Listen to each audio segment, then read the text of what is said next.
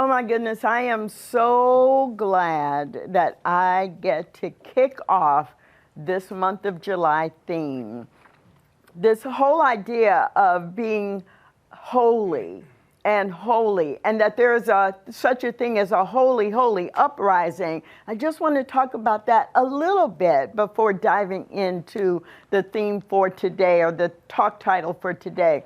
So what does holy uprising mean? Holy, number one, with the WH, if you look it up in the dictionary, it actually just means entirely or fully. It means that it is complete, and our focus, our attention is completely just absorbed. Holy with the H means dedicated or consecrated to God. It means there's a religious purpose. And a word that I love to use when I think about holy with an H is just the word sacred. So we've got holy uprising. Now, when I first saw that, I thought, wait a minute, wait. It's holy, complete, and it's sacred. And uprising, because it means revolt or rebel or an act of resistance, I'm like, wait a minute, those two things don't really quite match, do they? And then I thought about it more. There is nothing more important than us to use our spiritual tools and to change the world from that place grounded in the sacred to create a better world. So now I'm really excited that for the entire month of July, we get to focus on being wholly committed to uprising. And why wouldn't we be that way? We're CSLDallas. Our 2021 theme is Together We Rise. So we are having an uprising so that we can rise together and live our lives fully guided by Spirit in a holy way. I mean, think about it. Would your life be different if you really believed that everything is holy now? Would you experience things differently if you had the full belief that Spirit is everywhere and in all things? The fullness of Spirit is in you? What about your experience might change if you recognize that everything that you do and everything that happens is answered prayer? That would make a huge difference. And you don't have to be a mystic to live in a holy way. All you have to do is be a person, a regular person, like me and Karen and Carol and Joe, simply committed to apply deep faith in everything you do and to walk through your life with clarity and with conviction. And when we do that, we are actually living in a holy way, and we are creating an uprising. We are creating change in life, and that is what makes our life an adventure. So the topic for today is this adventure called life. And I don't know. Adventure can be exciting, adventure can be scary, adventure can be fulfilling, adventure can be like really busy, and adventure can be super peaceful, depending on what you are doing. Adventure is what our human experience is, right? In our human experience, all we do is move from condition to condition to condition to condition. We're moving through an adventure that is conditions changing. An adventure of Spirit expressing life, and as many of you have heard me say so many times, expressing life, expanding life, and evolving life in, as, and through me, in, as, and through each one of us. So the human journey is simply an adventure in life. That's all it is. And in religious science, or in the science of mind, and in Centers for Spiritual Living, what we have committed to and what we teach and what we practice is that we navigate this adventure of life with clarity, with consciousness, by making choices. That's the only difference between us and maybe other people we know, that we consciously choose what we want and create. And we, as we are doing this conscious choosing, we are simply going for clarity. We are getting clear about what works for us. We are getting clear about what we want to accomplish. We are getting clear about how we want to show up in the world. We are getting clear about who we want to be and how we want to be. And that's what spiritual principle is teaching us. So if I'm going to navigate this adventure called life consciously, I get to remember that I'm always at choice. Always, always, always at choice. I don't choose everything that happens to me, but I do get to choose how I respond to it.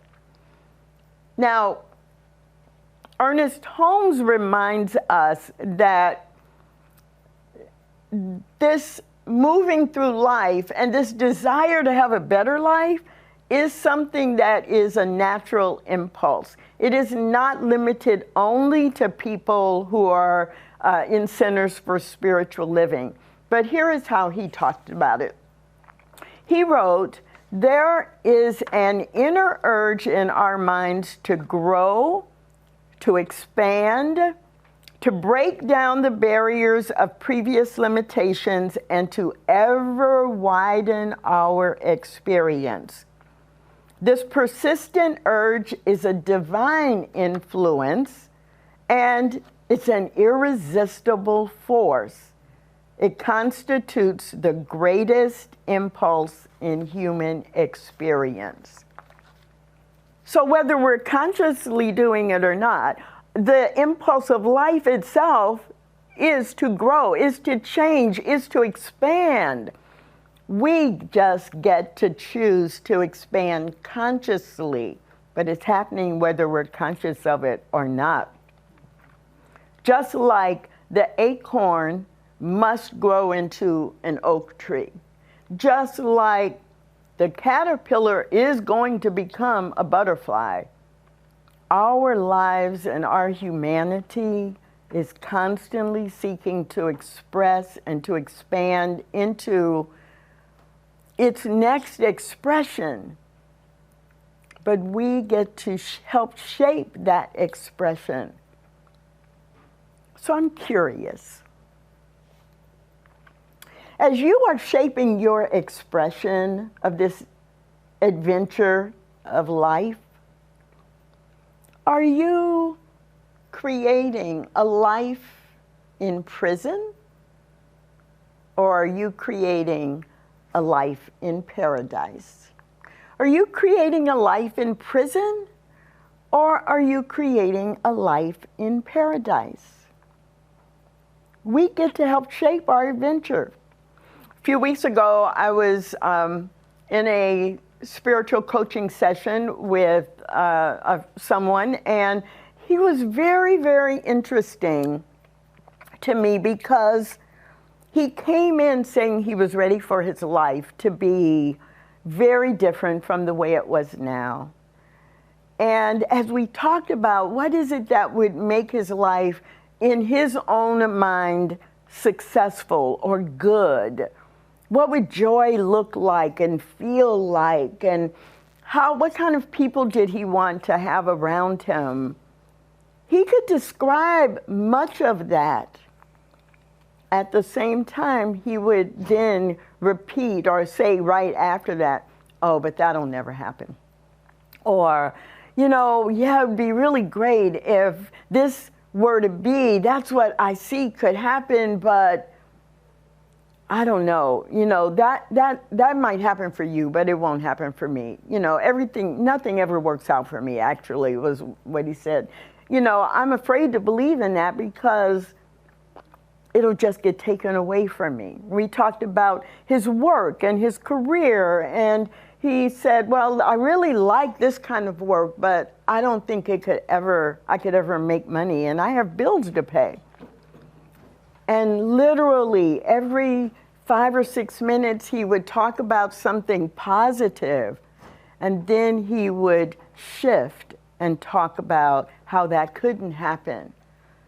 And the reality is that the universe simply says yes.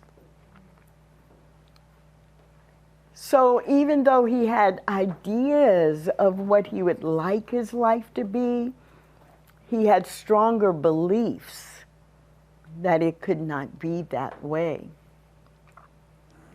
He, in my mind, is an example of someone living in prison, not the prison that is owned by or run by the state or contracted by the federal government to, you know, to lock people into a building with a very strict regime or pattern and a lot of restrictions. He was living a life. He was living this adventure of life in a prison of his own making.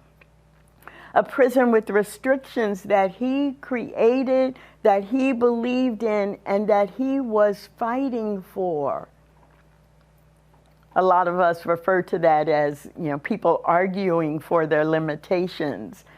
And we all do it sometimes. We all forget that we can create something bigger, that we can create something larger. We forget that.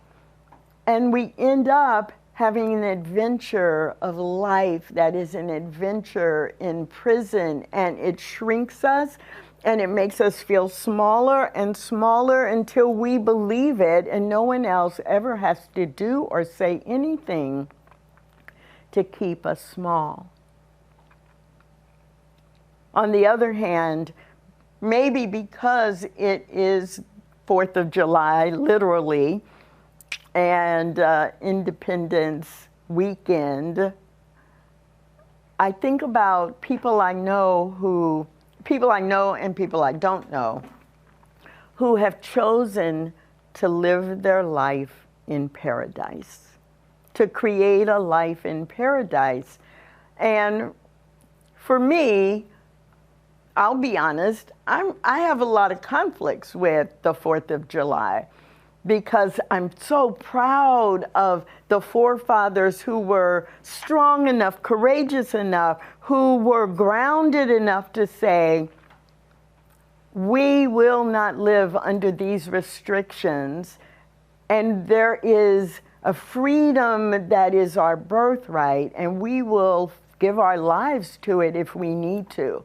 What a beautiful message and example. At the same time, as a woman of African descent, I know that that intention may have been meant for all, but was not lived in a way in this country that made my direct ancestors experience that freedom. And so I have some conflicts that every year I work through, and not from a sense of anger, but from the sense of, really, I have ancestors who, despite the physical limitations, despite the societal limitations, said, no one can give me or take away my freedom. I choose to live my life in paradise as a mindset, as a representation of spirituality, that my life is a gift of the divine, and whatever the physical limitations, I still get to choose. And so in that sense, then I am reminded that a life in paradise, life as an adventure in paradise, has nothing to do with the laws, has nothing to do with my neighbor, has nothing to do with whether the technology is working or not. It has nothing to do with anything outside of myself, that I am the one who gets to choose whether I live a life in paradise or not. And the quote that comes to me when I think about that is the Albert Einstein quote. The Albert Einstein quote, where he wrote, "There are two ways to live your life. One way is as though nothing is a miracle. The other way is as though everything is a miracle." Two ways to live your life: in prison or in paradise. In prison, where nothing is a miracle; in paradise, where everything is a miracle. And when you live your life as if everything is a miracle, then it is really easy to remember everywhere you go and everything you experience is holy right now. So, I don't know, Kirby and Lainey, everything is holy now, yes? Yes.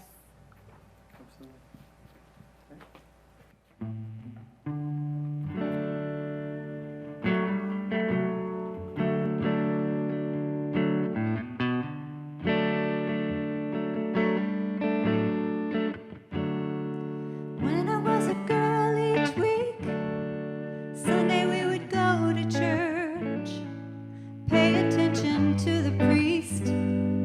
He would read the holy word, consecrate the holy bread. Everyone would kneel and bow. Today the only difference is everything is holy now. Everything, everything, everything is holy now.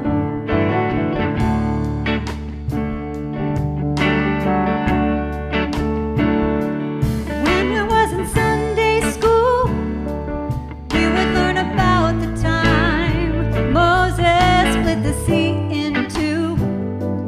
Jesus made the water wine. And I remember feeling sad that miracles don't happen still. But now I can't keep track, 'cause everything's a miracle. Everything, everything, everything is miracle. Everything, everything, everything is miracle.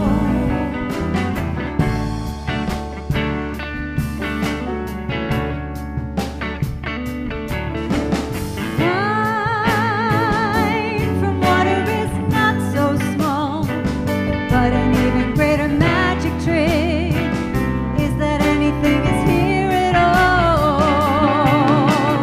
So the challenging thing becomes not to look for miracles, but finding where there isn't one. Holy water was rare at best. It barely wet my fingertips.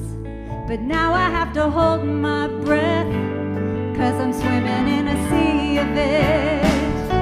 It used to be a world out there, heaven's second-rate hand-me-down. But now I walk it with a reverent air, 'cause everything is holy now. Everything, everything, everything is holy now. Everything, everything, everything is holy now.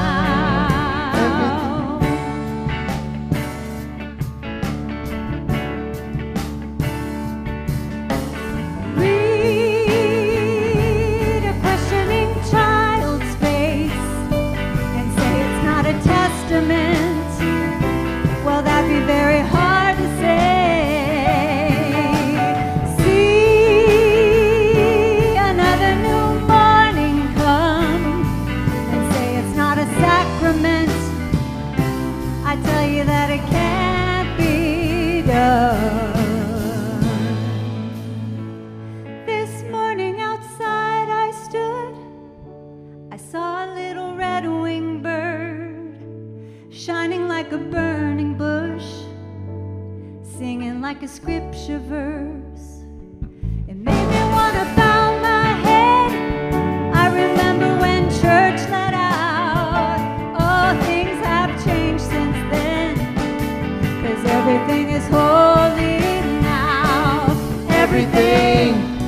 everything, everything is whole now.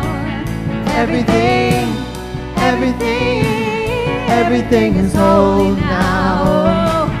Everything, everything, everything is whole now. Everything, everything, everything is whole now.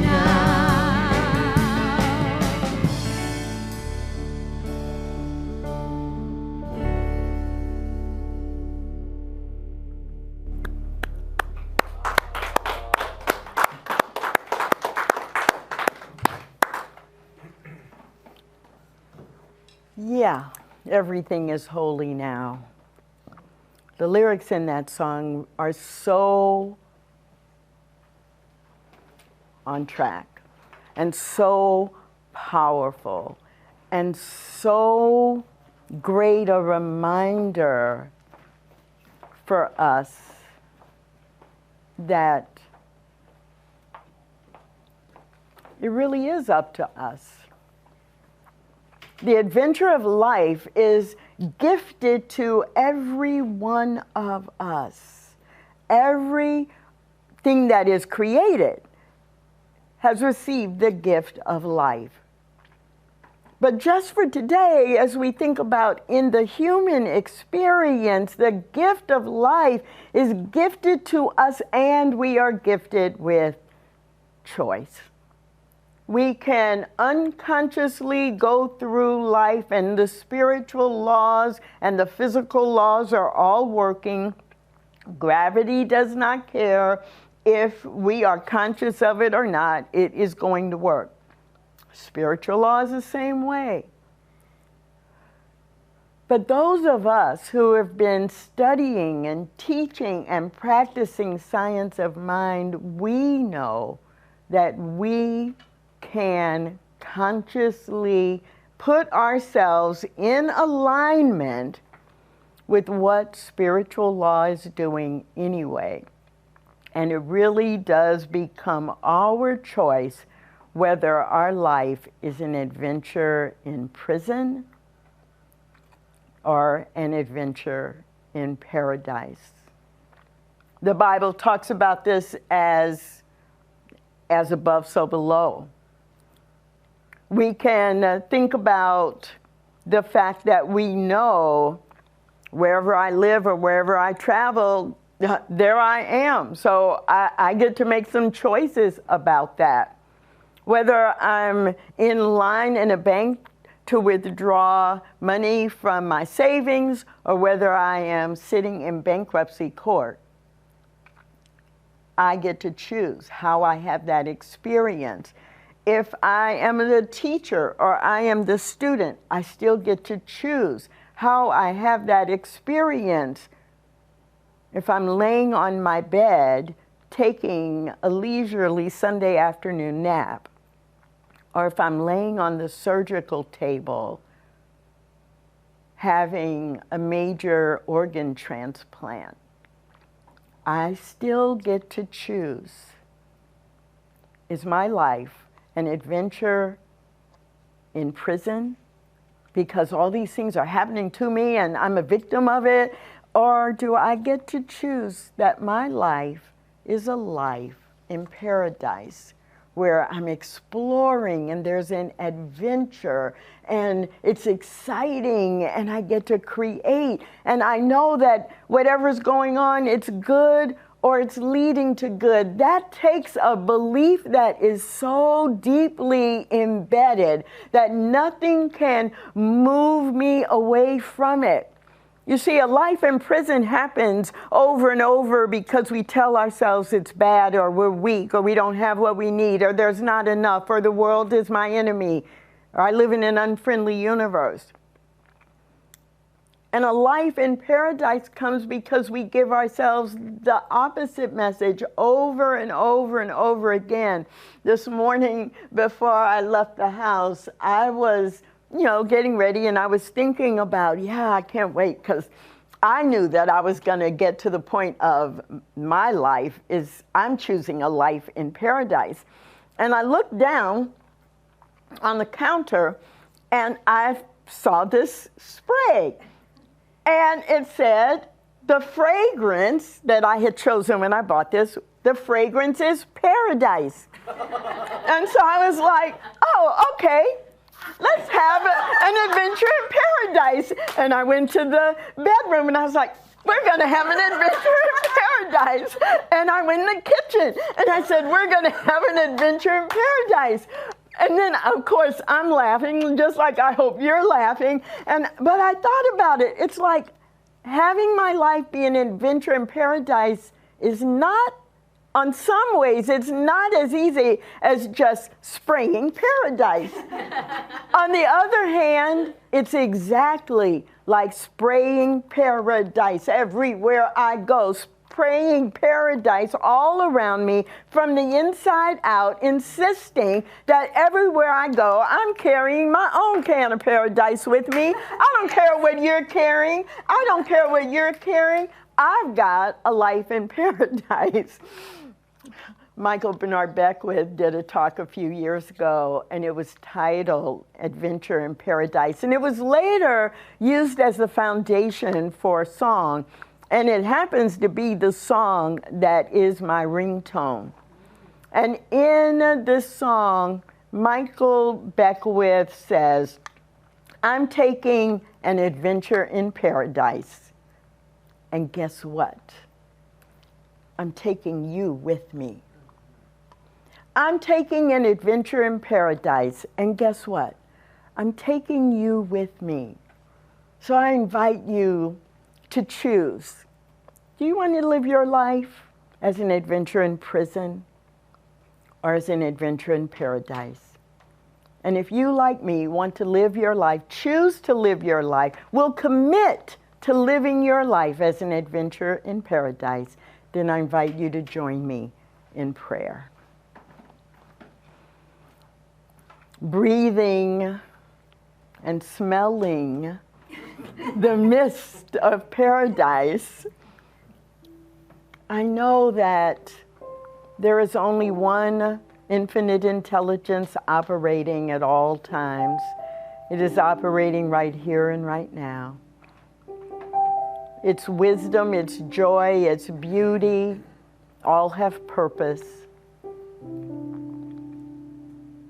And everything it creates from itself, meaning that everything it creates, all plants, all animals, all of nature, and all of humanity has been created from itself, from its good, from the original paradise. So my life is simply an expression of the perfect paradise in a unique way. And I claim and declare in this moment that I recognize and I accept the responsibility for living my life as an adventure in paradise. No matter what is happening, no matter what others choose, no matter what others put in my pathway, I choose to navigate it, understanding that it is my choice to see it, to experience it, to feel it, and to know it is either good or leading to good. Knowing that it is holy, holy. And I get to create an uprising in, as, and through my spirit that rises me up above any barrier, any challenge, and takes me into an ascended consciousness that I can experience only as paradise. And I'm so grateful. I'm so grateful for knowing the science of mind principles and applying them in my life. I'm so grateful for knowing every word I speak in this moment is true for everyone within the sound of my voice who chooses to believe it and to commit to it. And I am so grateful to begin right here and right now to rise together with everyone else connected to CSL Dallas and Centers for Spiritual Living as we move forward this month and always, demonstrating independence and freedom, love, joy, and peace. I release into spiritual activity knowing it can only return fully manifested in the perfect way that represents Spirit's highest vision. I let it be. I let it be. Ashe. Aho. Amen. And so it is.